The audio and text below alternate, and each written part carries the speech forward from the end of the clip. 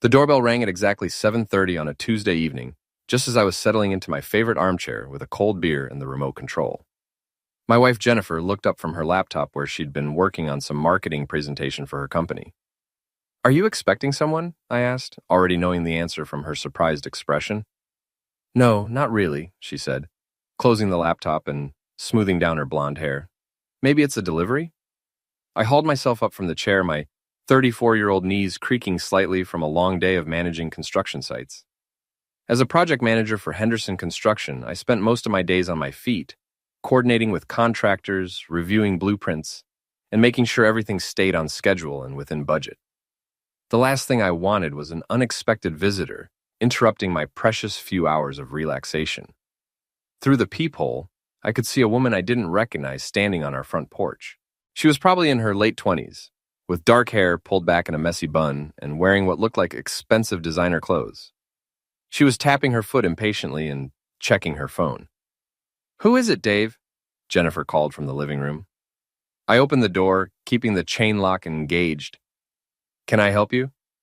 The woman looked up with an expression that immediately put me on edge. There was something entitled and demanding in her eyes, like she was already annoyed that I hadn't opened the door fast enough. "Finally," she said, as if I'd kept her waiting for hours instead of the 30 seconds it took me to get to the door. "I'm looking for Jennifer Martinez. I was told she lives here." "Jennifer's my wife," I said carefully. "And you are?" "I'm Melissa," she said, as if that should mean something to me. "Jennifer's cousin. I just flew in from Los Angeles and I need a place to stay for a while." I felt my stomach drop. Jennifer had mentioned having relatives in California, but she'd never talked about anyone named Melissa. And the way this woman was standing there, like she expected to be invited in immediately, set off every alarm bell in my head. "Hold on just a second," I said, closing the door and sliding off the chain. Jennifer was already walking toward the foyer, having heard the conversation. "Melissa?" Jennifer's face lit up with recognition, but I caught a flicker of something else.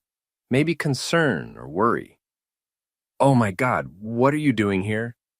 I opened the door fully, and Melissa immediately stepped inside without being invited, dragging a large suitcase behind her. "Surprise!" Melissa said, throwing her arms around Jennifer in a hug that seemed more performative than genuine.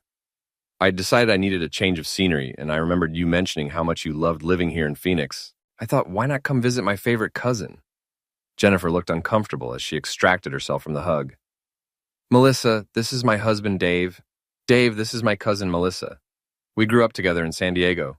Nice to meet you," I said, extending my hand. Melissa barely glanced at it before turning back to Jennifer. "So, I was hoping I could crash here for a little while," Melissa continued, as if my presence was irrelevant. "Just until I get back on my feet. I had a little situation in LA that I needed to get away from." Jennifer and I exchanged glances. We'd been married for 3 years, and I could read her expressions pretty well by now. She was torn between family loyalty and the obvious awkwardness of the situation. "What kind of situation?" Jennifer asked gently. Melissa waved her hand dismissively. "Oh, just some drama with my ex-boyfriend. And my roommate was being totally unreasonable about some money issues. I figured a fresh start would be good for me." The way she said money issues and unreasonable made me immediately suspicious. In my experience, when someone described financial problems as other people being unreasonable, it usually meant they weren't paying their bills. "Well, of course you can stay for a few days," Jennifer said, and I felt my heart sink. "We'll figure something out." "A few days?" Melissa laughed. "Oh, honey, I was thinking more like a few months, maybe longer depending on how things go. I might even decide to move here permanently. Wouldn't that be fun? We could be like sisters again." I cleared my throat. "Melissa, I think we need to talk about this. Jennifer and I weren't expecting a long-term house guest, and we'll need to discuss the arrangements." Melissa finally looked directly at me, and her expression was anything but friendly. "Arrangements? She's family, Dave. Family doesn't need arrangements. They just help each other out." The way she said my name made it sound like a dirty word. I could already tell this was going to be a problem. "Of course," I said, trying to keep my voice level.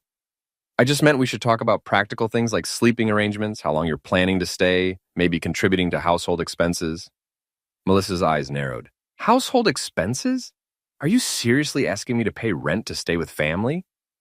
"I'm not asking for rent," I said, feeling my patience already starting to wear thin. "But if you're planning to stay for months, it would be reasonable to contribute something toward utilities, groceries, things like that. Dave, Jennifer said quietly, putting her hand on my arm in a way that clearly meant drop it for now. It's fine, Melissa said, but her tone suggested it was anything but fine. I can see where I stand here. Don't worry about it, Dave. I'm sure I can figure something out. The passive-aggressive tone in her voice made me want to point out that she was the one who had shown up unannounced asking for a place to stay, but Jennifer's warning look stopped me. Let me show you to the guest room, Jennifer said quickly. You must be tired from traveling. As they headed upstairs with Melissa's suitcase, I heard Melissa say, I can't believe he asked about money right away. Is he always like that? Jennifer's response was too quiet for me to hear, but I caught Melissa's reply. Well, I hope he loosens up. This is going to be a long few months if he's going to be all uptight about everything.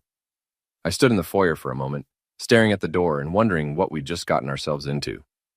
My peaceful Tuesday evening had just turned into what felt like the beginning of a very long ordeal. By the end of the first week, I knew my initial instincts about Melissa had been absolutely correct. She had settled into our house like she owned the place, and every day brought new frustrations. It started small.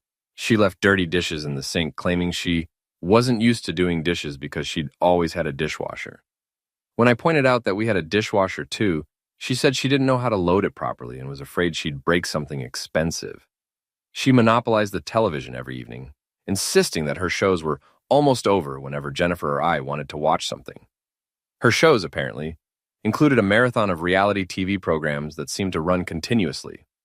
She used all the hot water every morning with hour-long showers, leaving me to get ready for work with ice-cold water. When I mentioned this, she said she had sensitive skin that required extensive care routines. But the real problem started when she began treating our house like her personal hotel, complete with room service. Jennifer, she called from upstairs one Saturday morning while I was trying to enjoy a quiet breakfast and read the newspaper. Could you bring me up some coffee and maybe some of those bagels I saw in the kitchen? Jennifer, who had been looking forward to sleeping in on her day off, dutifully prepared a tray and carried it upstairs. When she came back down, she looked exhausted. She's still in bed? I asked. She says she's not a morning person, Jennifer replied, pouring herself a cup of coffee with shaking hands. She asked if I could also bring up some orange juice and maybe make some eggs. Jennifer, she's not an invalid. She can come downstairs and get her own breakfast. I know. She's going through a hard time right now. I think she's depressed about the breakup and having to leave LA.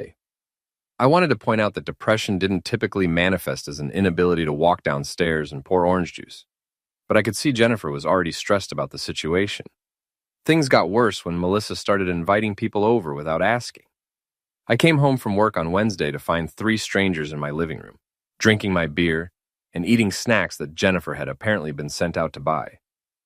Dave, Melissa called out cheerfully when I walked in. Come meet my new friends. This is Brad, Ashley, and Connor. I met them at that coffee shop downtown. The 3 20-somethings looked like they'd stepped out of a trendy magazine. Brad had carefully styled hair and was wearing a shirt that probably cost more than I spent on clothes in a month. Ashley was blonde and seemed to be taking selfies constantly. Connor had multiple tattoos and was rolling what looked suspiciously like a joint. Hey, man, Brad said, raising my beer in a mock toast. Melissa was just telling us about how cool you and Jennifer are, letting her stay here while she gets her life sorted out. Right, I said, trying to keep my voice neutral. Melissa, could I talk to you in the kitchen for a minute? Sure thing, cousin-in-law, she said with a laugh that didn't reach her eyes. In the kitchen, I kept my voice low. Melissa, I'd appreciate it if you'd ask before having people over. Jennifer and I both work, and we like to know who's going to be in our house. Oh, come on, Dave, they're harmless. We're just hanging out. That's not the point. This is our home, not a party venue. And I'm pretty sure that guy is smoking marijuana in my living room. Melissa rolled her eyes. It's just a little weed. God, you really are uptight, aren't you? Jennifer said, you could be a little rigid, but I didn't realize it was this bad. The fact that she was claiming Jennifer had said negative things about me hit like a punch to the gut. What exactly did Jennifer say about me being rigid? Oh, just that you like things a certain way, that you get stressed when your routine gets disrupted. She said you're a good guy, but you need to learn to relax more. I felt anger rising in my chest, but I forced myself to stay calm. Regardless of what Jennifer may or may not have said, I'm asking you to check with us before bringing strangers into our house. It's a matter of respect and safety. Fine, whatever, Melissa said. I'll ask next time, but you really should try to be more social, Dave. It's not healthy to be so isolated. When I got back to the living room, Connor was indeed smoking what was obviously marijuana, and the smell was filling the house. Excuse me, I said firmly. I need to ask you to put that out. We don't allow smoking in the house. Connor looked at me like I'd asked him to perform surgery. Seriously, man, it's just a little herb. Seriously, put it out or take it outside. Dave, Melissa said in a tone like she was scolding a child, don't be such a buzzkill. I'm not being a buzzkill. I'm being a homeowner who doesn't want illegal substances smoked in his house. Brad laughed. Illegal? Dude, weed is basically legal everywhere now. Not in Arizona for recreational use, and definitely not in my house, I said, my patience finally snapping. Either put it out or leave. The three friends exchanged glances, and I could see them making a decision about me. It wasn't a favorable one. Come on, guys, Ashley said, standing up and grabbing her purse. Let's go somewhere more chill. Yeah, Connor agreed, making a big show of stubbing out the joint. Some people need to learn how to live a little. After they left, Melissa turned to me with undisguised hostility. Great job, Dave. You just embarrassed me in front of my new friends. Your new friends were smoking illegal substances in my living room, Melissa. I think a little embarrassment is the least of our concerns. You know what your problem is, she said, stepping closer to me in a way that felt threatening. You think you're better than everyone else. You think because you have some middle management job and a mortgage that you're some kind of big shot. But you're just a small, petty little man who gets off on controlling people. The words hit harder than I expected, maybe because there was a tiny part of me that wondered if she was right. Was I being too controlling? Was I really just a small, petty person? But then I thought about coming home to strangers, drinking my beer and smoking substances in my living room, and the doubt disappeared. I think you should start looking for your own place, Melissa, I said quietly. Her eyes flashed with anger. We'll see what Jennifer has to say about that. The conversation with Jennifer that night was one of the most difficult we'd had in our marriage. She listened as I explained what had happened with Melissa's friends, but I could see her getting more defensive as I talked. I agree that she should have asked before having people over, Jennifer said carefully. And obviously the marijuana thing was inappropriate. But Dave, she's family. She's going through a really hard time right now. What kind of hard time? I asked. She's been here for 2 weeks, and all I've seen is her treating our house like a hotel and you like her personal servant. Jennifer sighed and sat down on the edge of our bed. She called me at work yesterday. She's really struggling, Dave. The breakup in LA was bad. Apparently her boyfriend was cheating on her with her best friend. And she lost her job because she couldn't focus after finding out. I felt a flicker of sympathy, but it was quickly overwhelmed by frustration. I'm sorry that happened to her, but that doesn't give her the right to take over our house and disrespect our rules. She's not taking over our house. She's not used to having to think about other people. She lived alone for a long time. Jennifer, she had you bring her breakfast in bed like you're her maid. She's using all the hot water, monopolizing the TV, and now she's bringing strangers over to smoke substances in our living room. How is that not taking over our house? Jennifer was quiet for a long moment. I know she can be a little thoughtless sometimes, but she's the closest thing to a sister I have. When we were kids, she was the one who stood up for me when the other kids picked on me. She's the one who helped me through my parents' divorce. I could hear the pain in Jennifer's voice, and I understood the loyalty she felt. But I also knew that childhood bonds didn't excuse adult behavior. I'm not saying you have to cut her out of your life, I said, sitting down next to her and taking her hand. But I am saying that she needs to respect our house and our marriage. And if she can't do that, then she needs to find somewhere else to stay. Jennifer pulled her hand away. So you're giving me an ultimatum? Choose between my husband and my family? That's not what I'm saying at all. I'm saying that I won't be treated like a stranger in my own house. I work hard to pay for this place, and I deserve to feel comfortable here. She said you were being controlling and hostile, Jennifer said quietly. There it was. I'd been wondering when Melissa's version of events would come up. What exactly did she tell you? She said you immediately started talking about money when she arrived, like you were more concerned about the cost than about helping family. She said you were rude to her friends and made them feel unwelcome. I felt like I was in some kind of alternate reality. Jennifer, she showed up unannounced, asking to stay for months. Is it unreasonable to discuss practical arrangements? And her friends were smoking marijuana in our living room. She said it was just a little bit, and you made a huge scene about it. A huge scene? I asked them to put it out or leave. How is that a huge scene? Jennifer stood up and started pacing. I don't know, Dave. All I know is that my cousin is going through the worst time of her life, and instead of being supportive, you're looking for reasons to kick her out. I stared at my wife, wondering how we'd gotten to this point. Do you really think I'm being unreasonable? She was quiet for a long moment. I think you're being inflexible. I think you're so used to having everything exactly the way you want it that you can't handle a little disruption. The words stung because they echoed what Melissa had said earlier. Was I really that rigid? That controlling? Maybe you're right, I said finally. Maybe I am being inflexible. But Jennifer, I need you to understand something. This isn't just about Melissa. This is about us, about our marriage. I feel like you're choosing her side over mine, and that scares me. Jennifer's expression softened slightly. I'm not choosing sides, Dave. I'm just trying to help someone I care about. But what about me? Don't I get any consideration in this? She sat back down next to me. Of course you do. I love you, Dave. You know that. But I can't just abandon family when they need help. I'm not asking you to abandon her. I'm asking you to set some boundaries, to make it clear that she needs to respect our house and our marriage. Jennifer nodded slowly. Okay, I'll talk to her tomorrow. I'll make it clear that she needs to ask before having people over and that she needs to be more considerate about things like the hot water and the dishes. It felt like a small victory, but I could tell from Jennifer's tone that she wasn't happy about it, and I had a sinking feeling that this conversation wasn't going to solve our problems. I was right. The next evening, I came home to find Melissa in the kitchen, slamming pots and pans around with obvious anger. How was your day? I asked cautiously. She turned to me with fury in her eyes. Oh, just great, Dave. Really fantastic. Jennifer told me about your little list of rules. They're not rules, Melissa. They're just basic considerations for living with other people. Right, like asking permission to have friends over in my own home. This isn't your home, Melissa. It's our home, and Jennifer and I live here too. You know what I think? She said, stepping closer to me. I think you're threatened by me being here. I think you're worried that Jennifer will remember what it's like to have fun, to be spontaneous, to not have to ask permission for every little thing. The accusation hit close to home, and I felt my defenses rising. That's ridiculous. Is it? When's the last time you and Jennifer did something spontaneous? When's the last time you surprised her, or took her on an adventure, or did anything that wasn't planned out weeks in advance? I wanted to argue, but the truth was, I couldn't immediately think of an answer. Jennifer and I had fallen into routines over the years. Comfortable routines, I'd thought, but maybe Melissa had a point.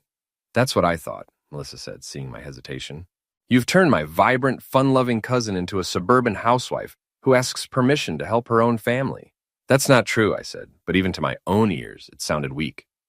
Isn't it? She told me she felt guilty about letting me stay here because she knew it would upset you. She felt guilty about helping family, Dave. What does that tell you about your marriage? Before I could respond, Jennifer walked in from the garage, home from work. Hi, honey, she said to me, but I could see the tension in her shoulders. Hi, Melissa. How did your job interviews go today? What job interviews? Melissa said with a laugh. I told you, I'm not ready to start working again yet. I need time to process everything that happened in LA. Jennifer's face fell slightly. But Melissa, you said you were going to start looking for work this week. I said I'd think about it. There's a difference. I felt my frustration boiling over. Melissa, you've been here for 3 weeks. At some point, you need to start taking steps toward independence. Independence? She laughed bitterly. That's rich coming from someone who's never taken a risk in his entire life. Tell me, Dave, what's the most spontaneous thing you've ever done? Jennifer looked back and forth between us, and I could see her struggling with divided loyalties. Stop it, both of you, she said finally. This isn't helping anyone. But the damage was done. The battle lines had been drawn, and I could see that this situation was going to get much worse before it got better. 3 weeks later, I realized that Melissa wasn't just staying with us temporarily. She was systematically taking over our lives. She had transformed our guest room into what looked like a permanent residence, complete with plants, artwork, and enough clothes to stock a small boutique. But worse than the physical takeover was the way she was changing the dynamics of my marriage. Jennifer had become increasingly distant, spending more time with Melissa than with me. They would have long conversations that stopped abruptly when I entered the room. They went shopping together, went to lunch together, and spent evenings watching movies while I sat alone in the den. The final straw came on a Friday night when I got home from work to find a note on the kitchen counter. Gone out with Melissa. Don't wait up. I sat in my empty house, eating a microwave dinner and watching television alone, and realized that I felt like a stranger in my own life. This wasn't what I'd signed up for when I got married. The next morning, I decided to have a serious conversation with Jennifer. I found her in the kitchen, making coffee for herself and Melissa. Jennifer, we need to talk. She looked up with an expression that was already defensive. If this is about Melissa again, Dave, I really don't want to fight. It's not about Melissa specifically, it's about us, about our marriage. That got her attention. She set down the coffee pot and looked at me with concern. What do you mean? I mean that I feel like I'm losing my wife. We barely spend time together anymore. We don't talk about anything except Melissa. I feel like I'm living with two strangers. Jennifer's expression softened slightly. Dave, I'm sorry. I know I've been distracted lately, but Melissa really needs support right now. What about what I need? What about what our marriage needs? Before Jennifer could answer, Melissa appeared in the doorway wearing one of Jennifer's robes. Good morning, you two, she said cheerfully. What's all this serious talk about? Dave and I were just discussing some things, Jennifer said carefully. Let me guess, Melissa said, rolling her eyes. Dave's complaining about me again. I'm not complaining about you, Melissa. I'm trying to have a conversation with my wife about our marriage. Your marriage that you're trying to blame me for having problems with? Melissa shot back. Maybe the problem isn't me, Dave. Maybe the problem is that you're a controlling, inflexible person who can't handle sharing Jennifer's attention. I felt my temper finally snap. You know what, Melissa? You're right. I am having trouble sharing my wife's attention, especially when the person I'm sharing it with is a selfish, entitled freeloader who's been taking advantage of our hospitality for over a month. Dave, Jennifer gasped. A freeloader? Melissa's voice rose to a near shout. I'm family, you a hole! Family doesn't mean you get to live here rent-free indefinitely while treating us like your personal staff. I don't treat you like staff. Really? Then who's been bringing you breakfast in bed every morning? Who's been doing your laundry? Who's been cleaning up after your friends when they come over and trash the living room? That's enough. Jennifer stepped between us. Both of you, just stop. But we were both too angry to stop. You want to know what your problem is, Dave? Melissa continued. You're jealous. You're jealous that Jennifer has someone in her life who actually understands her, who actually supports her dreams instead of trying to keep her trapped in some boring suburban prison. What dreams am I keeping her from? I demanded. She wanted to go back to school and get her master's degree, but you convinced her it was too expensive. She wanted to travel, but you said you couldn't take time off work. She wanted to move to a bigger city, but you said Phoenix was practical. I looked at Jennifer, shocked. Is that true? Do you feel like I've been holding you back? Jennifer looked miserable. Dave, it's not that simple. Yes, it is that simple, Melissa interjected. He's been slowly crushing your spirit for years, and you've been too loyal to admit it. Shut up, Melissa, I said, my voice deadly quiet. This is between me and my wife. Don't you dare tell me to shut up in my own home. This is not your home, I exploded. This is my home. I pay the mortgage, I pay the utilities, I pay for the groceries that you eat and the hot water that you use up every morning. You contribute absolutely nothing except drama and manipulation. Dave, please, Jennifer said, tears starting to form in her eyes. No, Jennifer, I'm done being reasonable. I'm done being understanding. Melissa, you have 1 week to find somewhere else to live. Melissa's face went pale, then red with fury. You can't kick me out. Jennifer, tell him he can't kick me out. Jennifer looked back and forth between us, and I could see her struggling with an impossible choice. I need some time to think, she said finally. There's nothing to think about, I said. Either she goes or I do. The words hung in the air like a bomb that had just exploded. I hadn't planned to give an ultimatum, but there it was. Dave, Jennifer whispered, you don't mean that. But looking at the two of them, at the way they automatically stood together against me, I realized that I did mean it. 1 week, I repeated, and walked out of the kitchen. The week that followed was the worst of my marriage. Jennifer barely spoke to me, and when she did, it was with a coldness I'd never experienced from her before. Melissa, meanwhile, seemed to take pleasure in making the situation as uncomfortable as possible. She made pointed comments about people who abandon family and men who try to control their wives. She left passive-aggressive notes around the house about feeling unwelcome in her own family. She even started crying loudly on phone calls with other relatives, describing how heartless and cruel I was being. But the worst part was watching Jennifer pull away from me. She started sleeping in the guest room with Melissa, claiming that I was too angry to be around. She stopped cooking dinner, stopped asking about my day, stopped doing all the little things that had made our house feel like a home. I tried to reach out to my friends for support, but that's when I discovered how thoroughly Melissa had poisoned the well. I called my best friend Tom, who I'd known since college. We usually got together every few weeks to watch sports or grab a beer. "Hey Tom, it's Dave. Want to grab lunch this weekend? I could really use someone to talk to." There was a long pause. "Actually, Dave, I don't think that's a good idea." "What do you mean?" "Look, man, I heard about what's going on with Jennifer's cousin. That's pretty messed up." I felt my stomach drop. "What exactly did you hear? That you're trying to kick out a family member who's going through a crisis? That you're being controlling and harmful to Jennifer?"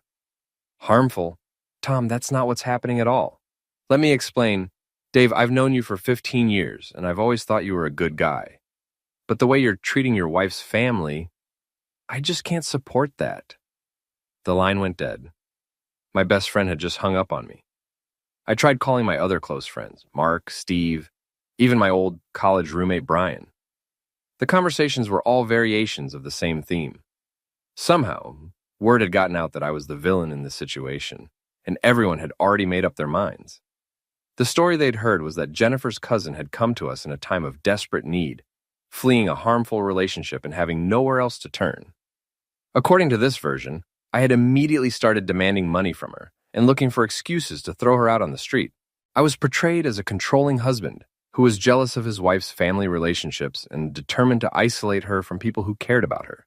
It was a masterful piece of manipulation, and I had to admire Melissa's skill even as I watched my social life crumble around me.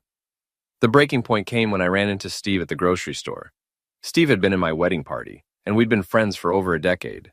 "Steve," I said, approaching him in the cereal aisle, "I'm glad I ran into you. I think there's been some misunderstanding about what's going on at home." Steve looked at me with disgust. "There's no misunderstanding, Dave. I know exactly what kind of person you are." "What are you talking about?" "Jennifer called my wife crying yesterday. She told her about how you've been emotionally mistreating her, trying to cut her off from her family, making her choose between you and the people who love her." I felt like I'd been punched in the stomach. Jennifer said I was emotionally mistreating her. She said you've been controlling and manipulative for years, and that having her cousin there just made it worse because you couldn't stand having someone around who could see what you were really like. "Steve, that's not true. You know me. Do you really think I would misuse my wife?" Steve stepped closer and his voice dropped to a threatening whisper. "I think people can fool you for years, and then something happens that shows you who they really are. Stay away from me, Dave. And if you hurt Jennifer, you'll have to answer to all of us." I stood in the cereal aisle, watching one of my boldest friends walk away from me, and realized that I had lost everything. My wife, my friends, my reputation, all destroyed by a woman who had been living in my house for barely 2 months. That night, I sat alone in my den, drinking beer and trying to figure out how my life had fallen apart so completely. I could hear Jennifer and Melissa upstairs talking and occasionally laughing, and the sound felt like knives in my chest. Around midnight, I heard footsteps on the stairs. Jennifer appeared in the doorway, looking exhausted and sad. "Dave, we need to talk." I muted the television and looked at her. "Okay." She sat down on the couch across from me, maintaining distance. "I've been thinking about what you said, about the ultimatum." My heart started pounding, and I think maybe we need some time apart. The words hit me like a physical blow. "Jennifer, no, please. We can work this out. Can we? Because it feels like you hate me right now. It feels like you resent everything about our life together. I don't hate you. I love you more than anything in the world. That's why this whole situation has been so hard for me." Jennifer started crying. "I love you too, Dave, but I can't abandon family. I can't be the kind of person who turns her back on someone who needs help. Even if helping her destroys our marriage, she won't be here forever once she gets back on her feet. Jennifer, she's not trying to get back on her feet. She's not looking for jobs. She's not saving money. She's not making any effort to become independent. She's planning to stay here permanently, and she's using your guilt and loyalty to make that happen." Jennifer shook her head. "That's not true. She's just going through a hard time." "It's been 2 months, Jennifer. At what point does going through a hard time become taking advantage of people who care about you? We sat in silence for a long moment. Finally, Jennifer spoke. I think you should stay somewhere else for a while, just until we can figure things out. I stared at her, unable to believe what I was hearing. You're kicking me out of my own house? I'm asking you to give us some space to work through this. Us? You mean you and Melissa? I mean all of us. This situation is toxic, Dave. Everyone is miserable. I'm miserable because I'm being pushed out of my own life by someone who doesn't belong here. Jennifer stood up. And that right there is the problem. You don't think she belongs here because she's not convenient for you, because she disrupts your routine and challenges your control. I realized that nothing I said was going to change her mind. Melissa had won completely. Fine, I said, standing up. I'll pack a bag. As I headed upstairs to get some clothes, I heard Melissa's voice from the guest room. Is he finally leaving? And Jennifer's response, for now. I packed a suitcase with shaking hands, grabbed my laptop and some work clothes, and walked out of the house I'd thought of as my home. As I drove to a nearby hotel, I caught a glimpse of Melissa watching me from the upstairs window, and I swear she was smiling. Living in a hotel for 3 weeks gave me a lot of time to think, and most of those thoughts were dark. I'd lost my wife, my friends, and my home to someone who had manipulated the situation so skillfully that I was now seen as the villain in my own life story. But it also gave me time to do some research. I'd always been good at investigation and problem solving. It was part of what made me successful in construction management. So I decided to apply those skills to understanding exactly who Melissa really was and what had really happened in Los Angeles. It started with social media. Melissa's Instagram and Facebook profiles painted a picture of someone who lived far beyond her means, constantly posting photos from expensive restaurants, high-end shopping trips, and luxury vacations. But the post stopped abruptly about 3 months ago, right around the time she would have left LA. I created a fake profile and started reaching out to people who had commented on her posts or appeared in photos with her. Most didn't respond, but a few were willing to talk. The picture that emerged was very different from the story Melissa had told Jennifer.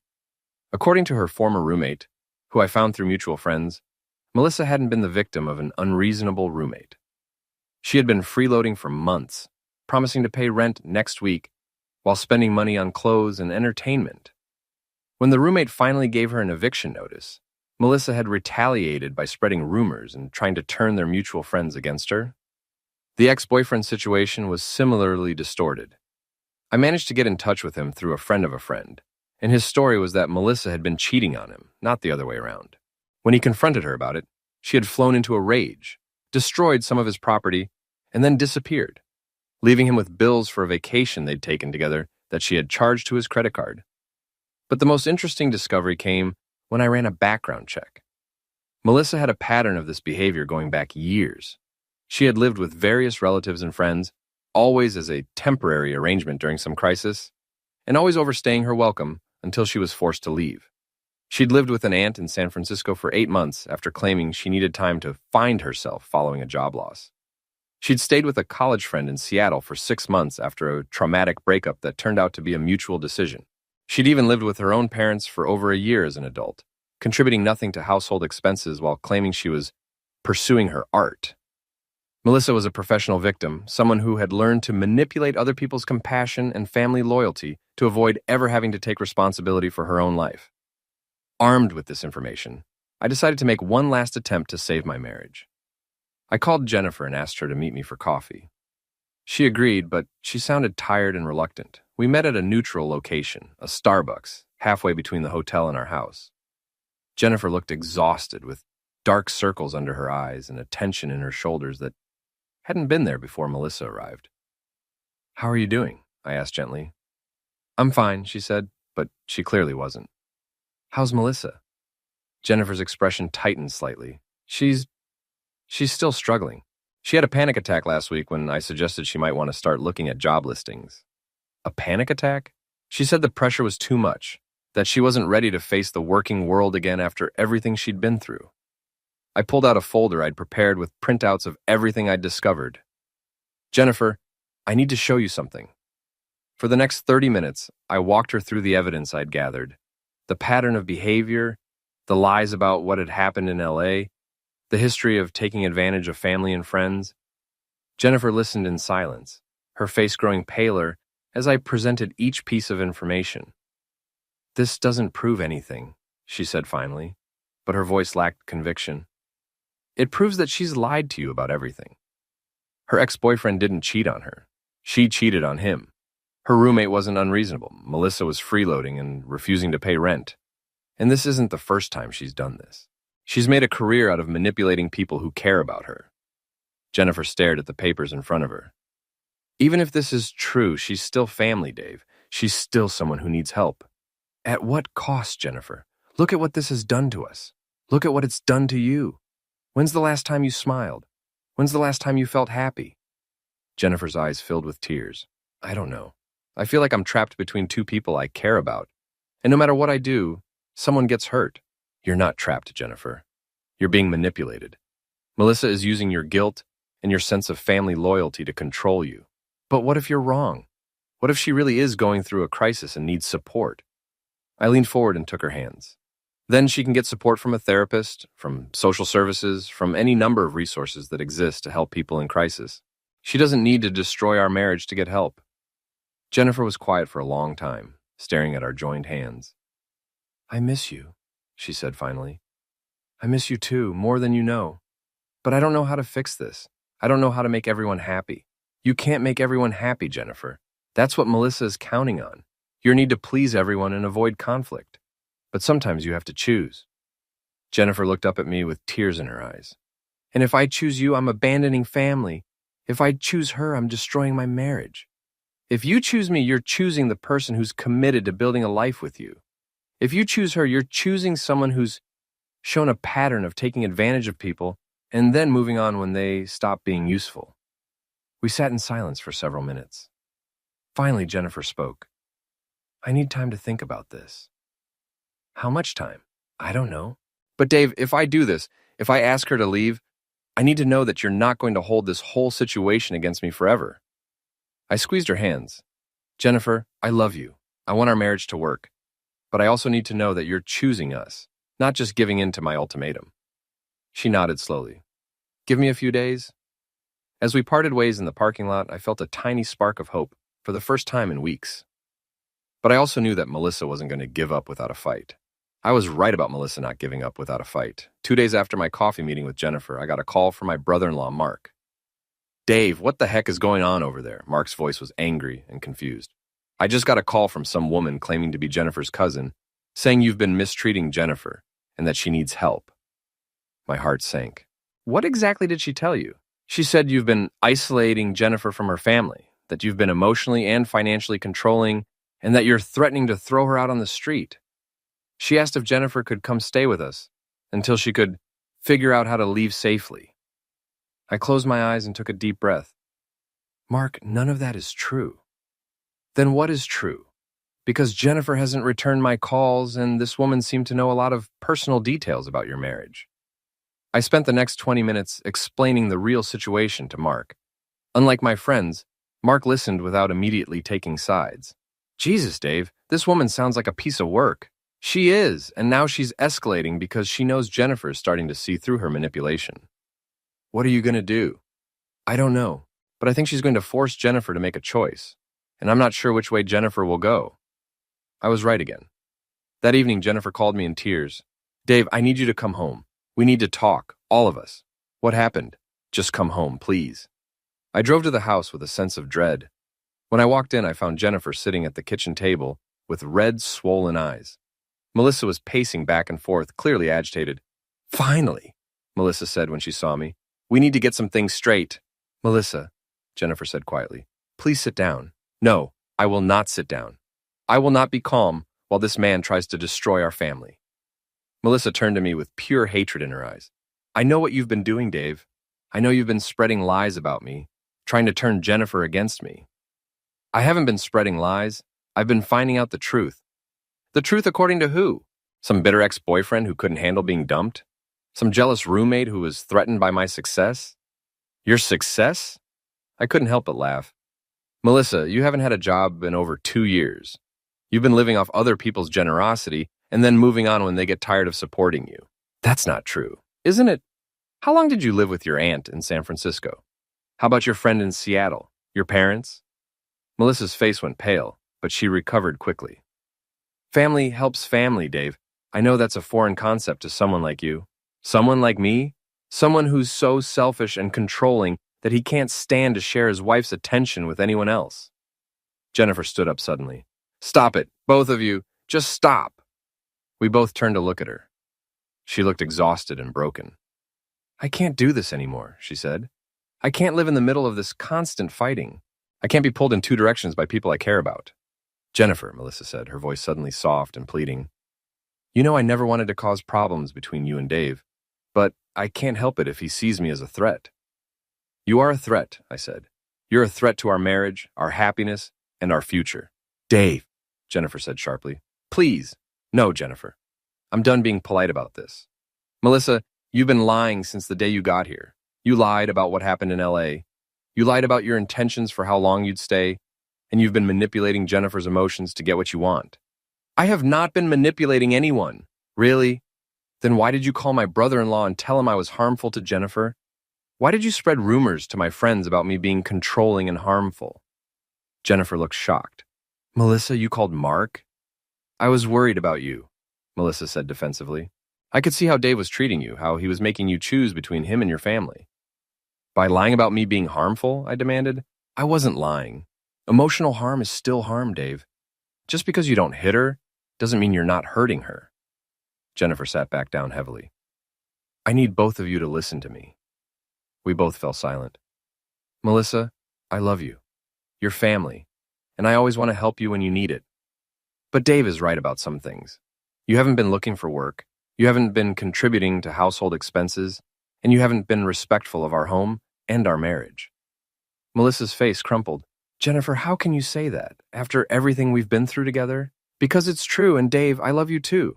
You're my husband, and I chose to build a life with you. But you've been inflexible and unwelcoming from the beginning. I wanted to argue, but I forced myself to stay quiet. Here's what's going to happen, Jennifer continued. Melissa, you need to find your own place within the next 2 weeks. I'll help you look for apartments, and I'll even help with a security deposit. But you can't stay here indefinitely. Jennifer, please. And Dave, you need to come home. We need to work on our marriage and figure out how to prevent something like this from happening again. Melissa stared at Jennifer in shock. You're choosing him over family? I'm choosing my marriage over an unhealthy situation that's hurting everyone involved. For a moment, I thought Melissa was going to accept the decision gracefully. Then her expression changed, and I saw the real person behind the victim mask. Fine, she said, her voice cold and hard, but don't come crying to me when you realize what kind of man you married. Don't call me when he starts isolating you from everyone else who cares about you. And don't expect me to be there when this marriage falls apart. She stormed out of the kitchen, and a few minutes later we heard her car pulling out of the driveway. Jennifer and I sat in silence for a long time. Are you okay? I asked finally. No, she said honestly, but I think I will be. Melissa did move out 2 weeks later, but not before making the process as dramatic and difficult as possible. She claimed she couldn't find an apartment she could afford, then complained that the ones she could afford weren't safe or clean enough for her standards. She also made several more attempts to undermine my relationship with Jennifer, including leaving articles about emotional misuse, where Jennifer would find them, and making comments about how controlling men often get worse after they get their way. But Jennifer had finally seen through the manipulation, and Melissa's tactics were no longer working. The day Melissa finally left, I felt like I could breathe freely in my own house for the first time in months. Jennifer and I still had a lot of work to do on our marriage, but at least we could do it without a third party constantly stirring up drama. We started seeing a marriage counselor, and slowly began rebuilding the trust and communication that had been damaged during those difficult months. It wasn't easy, and there were times when I wondered if we'd ever get back to where we'd been before Melissa arrived. But about 6 months later, something happened that made all the pain and frustration feel worth it. I was at work reviewing blueprints for a new office complex when my phone rang. The caller ID showed a number I didn't recognize. Dave Martinez. Is this Dave Martinez who lives on Elm Street in Phoenix? Who's asking? This is Detective Sarah Chen with the Los Angeles Police Department. I'm calling about a Melissa Rodriguez. My blood ran cold. What about her? We have her in custody on charges of credit card fraud and identity theft. During our investigation, your name came up as someone she may have targeted. I sat down heavily in my chair. Targeted how? We found evidence that she attempted to open several credit cards using your personal information. She also forged your signature on a lease application for an apartment in West Hollywood. The pieces started falling into place. Melissa had been living in our house for months, with access to our mail, our personal documents, our entire lives. Detective Chen, I need to tell you about some other things she did while she was here. Over the next hour, I gave the detective a complete account of Melissa's time in our house, including the lies she'd told and the manipulation she'd used. The detective took detailed notes and asked for copies of the evidence I'd gathered during my investigation. Mr. Martinez, I have to tell you, this fits a pattern we've been tracking. Ms. Rodriguez has been running similar scams across multiple states for several years. She targets family members and close friends, people who are likely to trust her and give her access to their homes and personal information. How many other people has she done this to? We're still investigating, but we've identified at least 8 other victims over the past 5 years. The amounts she's stolen range from a few $1,000s to over $50,000. I thought about Jennifer's guilt over asking Melissa to leave and felt a surge of vindication. We hadn't been heartless or unsupportive. We'd been protecting ourselves from a predator. What happens now? We'll need you to come to LA to testify, and we'll need documentation of any financial losses you can prove. But, Mr. Martinez, you should know that you were lucky. Most of her victims don't figure out what she's doing until after she's stolen significant amounts of money. After I hung up, I sat in my office for a long time, processing what I'd learned. Then I called Jennifer. Honey, you're not going to believe this. When I told her about the detective's call, Jennifer was quiet for a long moment. I feel like such an idiot, she said finally. You're not an idiot. You're a good person who wanted to help family. She took advantage of that. But you saw through her from the beginning. I was suspicious from the beginning, I corrected. But I didn't know she was a criminal. I just knew something felt wrong. That evening, we sat together on our couch in our house without any unwanted guests, and talked about everything that had happened. I owe you an apology, Jennifer said. I should have listened to your concerns earlier. I should have trusted your instincts. And I owe you an apology too, I replied. I could have been more patient, more understanding of your position. Do you think our friends will ever believe the truth about what happened? I thought about Tom, Steve, Mark, and all the others who had cut me off based on Melissa's lies. The real friends will, I said, and the ones who don't, maybe they weren't as good friends as I thought. 3 months later, we flew to Los Angeles for Melissa's trial. It was surreal sitting in a courtroom, listening to prosecutor detail the extent of her crimes. She had stolen over $200,000 from various victims, destroyed several relationships and families, and left a trail of financial and emotional devastation across 4 states. When it was my turn to testify, I looked directly at Melissa as I described what she had done to our marriage and our lives. She stared back at me with the same entitled, angry expression she'd worn the day she tried to convince Jennifer I was harmful. But this time, no one was buying her victim act. The judge sentenced her to 5 years in prison and ordered her to pay restitution to all her victims.